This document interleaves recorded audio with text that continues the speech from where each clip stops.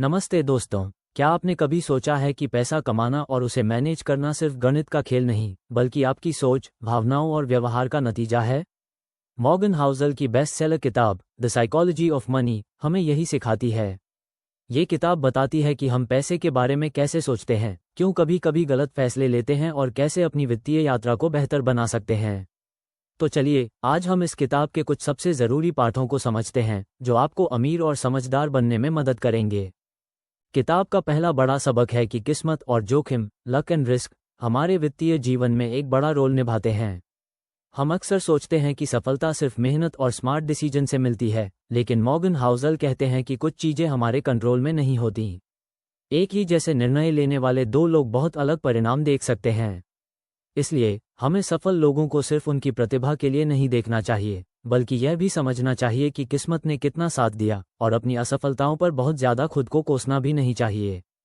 दूसरा ज़रूरी पाठ है कभी भी पर्याप्त नहीं, नेवर इनफ की मानसिकता से बचना। दुनिया में ऐसे लोग हैं जिनके पास अथाह पैसा है, फिर भी उन्हें और चाहिए होता है। लेखक हमें पर्याप्त होने की सीमा जानने की सलाह देते हैं।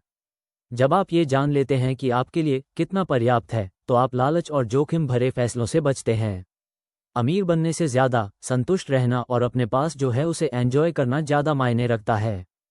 तीसरा, कंपाउंडिंग की शक्ति को समझें। वॉरेन बफेट की सफलता का एक बड़ा राज कंपाउंडिंग है। उन्होंने बहुत छोटी उम्र से निवेश करना शुरू किया और उसे दशकों तक बढ़ने दिया। उनकी नेटवर्थ का बड़ा हिस्सा 50 साल की उम्र के बाद बना। ये हमें सिखाता है कि बड़े रिटर्न के लिए बहुत ज़्यादा तेज बनने की ज़रूरत नहीं, बस लगातार और धैर्य से निवेश करते रहना ज़रूरी है। धीरे और लगातार, स्लो एंड स्टेडी, ही असली खेल है। अमीर बनना एक बात है और अमीर बने रहना दूसरी। लेखक बताते हैं कि अमीर बने रहने के लिए आपको विनम्रता, ह्यूमिलिटी और फ्रूगैलिटी की ज़रूरत होती है। बाजार में हमेशा अनिश्चितता रहती है। जो लोग ये समझते हैं कि उन्हें हर बार सही नहीं होना है और अपने पैसों को बचाकर रखते हैं, वही लंबे समय तक टिकते हैं। अपनी सेविंग्स और इमरजेंसी फंड्स को महत्व दें, ताकि बुरे वक्त में आप डटे रह सकें। पांचवां और बहुत महत्वपूर्ण सबक है कि पर्सनल फाइनेंस हमेशा पर्सनल होती है। हर किसी के पास पैसे, निवेश और जोखिम को लेकर अपने अनुभव और लक्ष्य होते हैं। इसलिए दूसरों से तुलना करना छोड़ दें। आपके पड़ोसी ने किस शेयर में निवेश करके कितना कमाया, या आपके दोस्त के पास कौन सी नई कार है, इन सब से आपकी वित्तीय यात्रा का कोई लेना देना नहीं। अपने लक्ष्यों, अपनी जोखिम लेने की क्षमता और अपनी परिस्थितियों के अनुसार ही अपने फैसले लें। छठा, हमेशा गलती की गुंजाइश, रूम फॉर एरर, रखें। जिंदगी में और निवेश में सब कुछ आपके प्लान के मुताबिक नहीं चलता।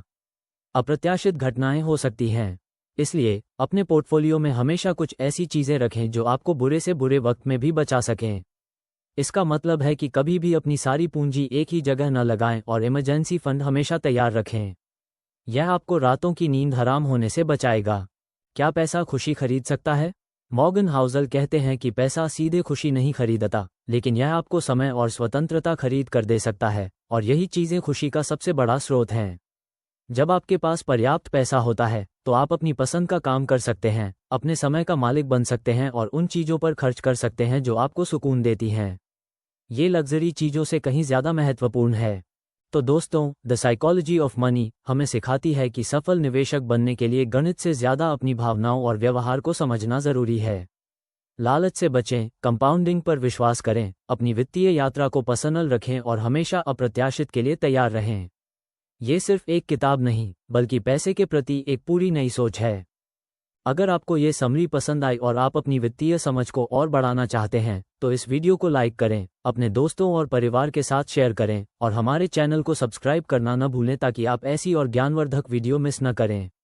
नीचे कमेंट्स में बताएं कि इस किताब का कौन सा सबक आपको सबसे अच्छा लगा। मिलते हैं अगली वीडियो में।